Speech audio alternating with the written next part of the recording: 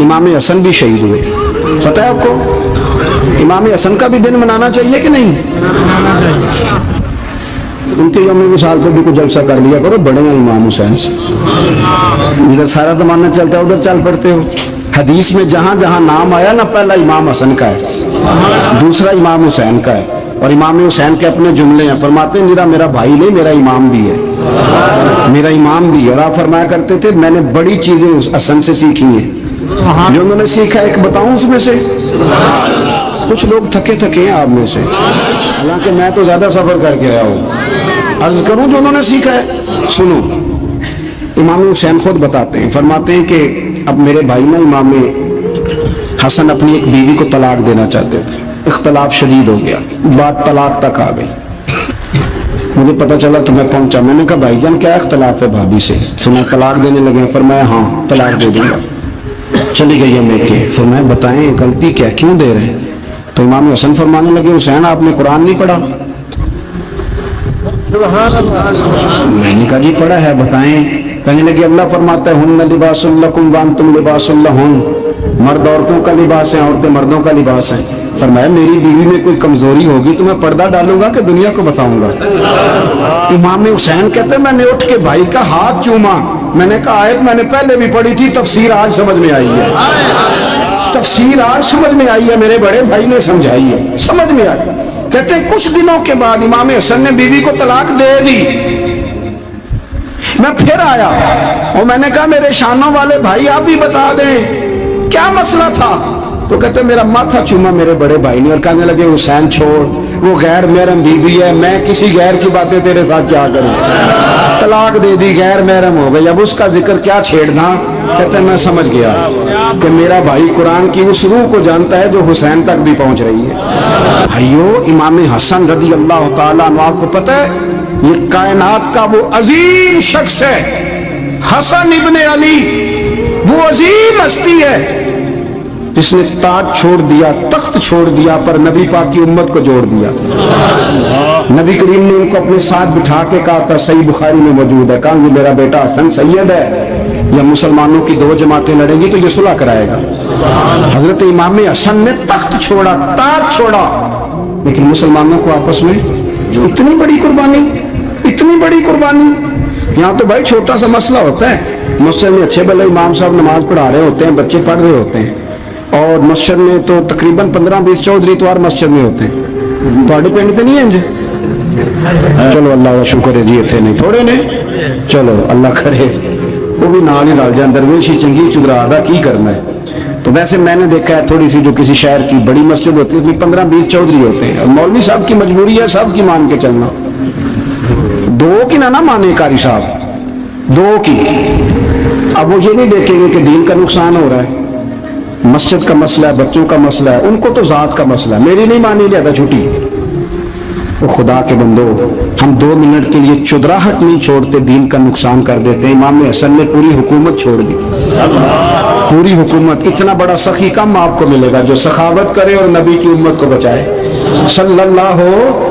ये बात बयान नहीं होती, अक्सर नहीं होती, शायद पूरे करबला में आपने ना सुनी हो, इल्ला माशाअल्लाह। इसको समझे इमाम हसन। और फिर मजे की बात, इमाम हसन भी शहीद हुए, उन्हें जहर दिया गया, और जब वो शदीद बीमार हो गए ना, जहर असर कर गया, तो इमाम हुसैन आए, बड़े परेशान हुए, रो पड़े, कहने लगे भाई मुझे बताओ किसने जहर दिया?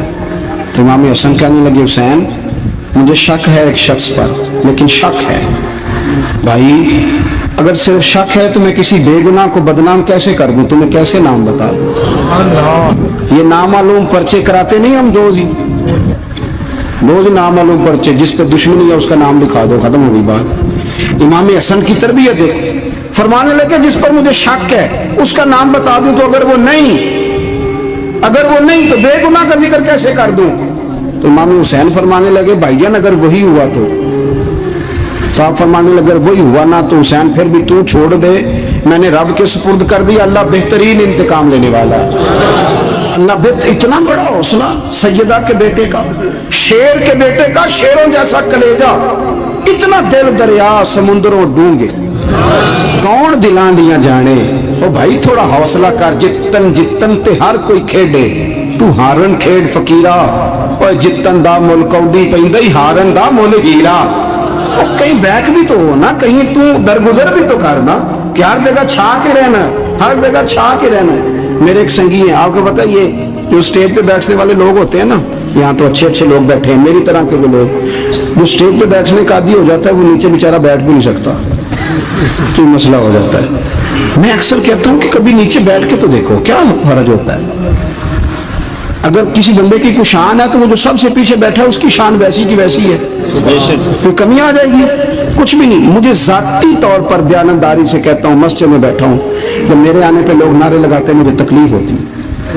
میں کہتا ہوں یار نبی پاک کی نعت چل رہی تھی, اس کا ادب زیادہ ہے یا اجمل قادری کا ادب زیادہ ہے؟ چھوڑیں آپ, جو آیا ہے وہ بیٹھ جائے گا, ختم ہوگی بات. اور ویسے بھی جو لوگ جلسوں کے لیے محنت کرتے ہیں نا, بشارے اشتہار لگاتے ہیں, مسجد کی صفائی کرتے ہیں, جو لنگر پکاتے ہیں, وہ تو اسٹیج پہ آتے نہیں, حالانکہ زیادہ ثواب تو ان کو ملتا ہے, وہ تو پیچھے چھپے ہوتے ہیں. میں کئی دفعہ مجھے پتہ چل گیا نا اس کارکن نے زیادہ کام کیا اس جلسے کے لیے, تو میں اس کے کام میں کہتا ہوں میرے لیے بھی دعا کری, اس لیے کہ تم نے محنت کی ہے, تیرا اجر اور ہے. ہم تو شام سے آئے بیٹھے اور چھٹی کر گئے. بھائی تھوڑا پیچھے بھی دیکھے, نبی کریم کے پورے خاندان کی قربانیاں, پورے خاندان. دوپہر کو کھانا نہ پکا ہو تو ہمارے بچے موبائل توڑ دیتے ہیں, اور شام کو مرضی کا نہ پکا ہو تو واک آؤٹ کر جاتے ہیں, کہتے ہیں لے آؤ پیسے پھر برگر لے آئیے, میری مرضی کا نہیں پکا. سیدہ فرماتی ہیں میرے گھر میں مہینہ مہینہ چولہا نہیں جلا, مہینہ مہینہ چولہا. 3 روزے رکھے سیدہ فاطمہ نے, مولا علی نے, امام حسن نے, امام حسین نے, اور تینوں دن افطار کے وقت فقیر مانگنے آ گیا تو کھانا وہاں دے دیا. آپ کا کیا خیال ہے جو بے صبر آدمی ہو وہ کربلا میں جا کے لڑے گا, جس کو عادت ہی نہ ہو بچپن سے ٹھہرنے کی وہ لڑے گا, جو ذرا ذرا سی بات پہ ڈگمگا جاتا وہ لڑے گا, اسٹیج پہ نہیں بٹھایا تو لڑ پڑے وہ لڑے گا. او خدا کے بندو, بڑا حوصلہ چاہیے, بڑا ظرف چاہیے. امام علی مقام کا ایک قد ہے, ان کا ایک وقار ہے, ان کا ایک حسن ہے.